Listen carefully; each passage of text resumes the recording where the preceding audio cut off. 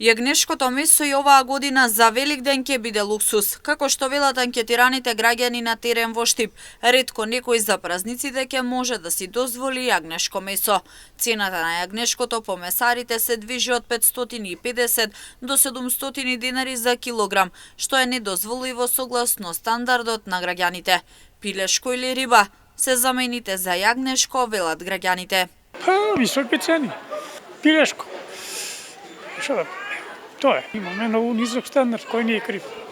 За да земеш ти тоа, сега за Великден 700 динара да дадеш, многу пари.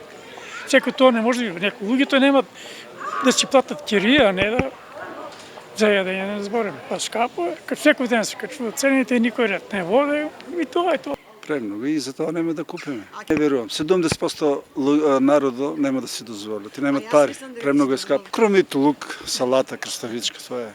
И јајце некој, чатпат. Јагнињата веќе одеа за Америка. Викат дека е скапо, па не знам кој како има пари.